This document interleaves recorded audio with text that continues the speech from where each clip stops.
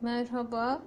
Çocuklara öksürdüklerinde günlük ağacının sakızını bu tavada pişirip pamuğa tutacağız. Çocukların öksürükleri için. Aktarda şöyle irili şekilde olanları da var. Şöyle göstereyim. Beyaz renkli.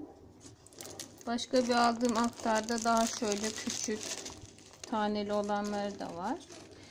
Benim tavsiyem, bu yanınca şöyle yapıştığı için, yağ asitli bir şey çünkü. Ayrı bir ona şöyle ucuz bir şey almanız. Ben mesela bunu 3 liraya almıştım. Sadece günlük için kullanıyorum. Çünkü başka kendi bir tencerenizde yaparsanız sonra bunu bir daha kullanamazsınız. Çapını da şöyle göstereyim. Küçük bir şey olması daha iyi olur. Çünkü pamuk yapacağız üstüne. Pamuktan fazla dışarıda boşluk kalmasın ki. Çünkü çok dumanı çıkıyor odada. Ben şimdi ocağın altını yakayım. İçine biraz atacağım.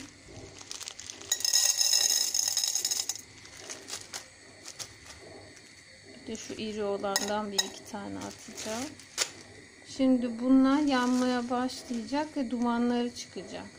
Eriyecek. Yağ asitli bir şey çünkü. Bu dumanları çıkarken bu pamuğu tutacağız. Bütün o dumanını, hatta şimdi kokusu gelmeye başladı bile ve yanmaya başladı, erimeye başladı. Ve dumanı çıkmaya başladı. Görüyor musunuz? Bembeyaz bir dumanı çıkıyor. Ben bu dumanı şimdi bu pamuğa hapsedeceğim. Sonra öksüren çocuğun göğsüne bu dumanını hapsettiğimiz pamuğu koyacağız. Biraz altını kıstım. Pamuğu da biraz daha dumanını hapsetmeye çalışıyorum. Gördüğünüz gibi şu kenar boşluklarından dumanı biraz eve de çıkıyor.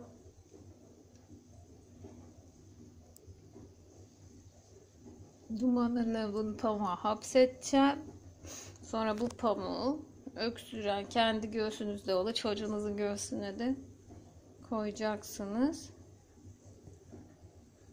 Şimdi ocağı kapatacağım ve pamuğu alacağım çocuğun göğsüne koymak için.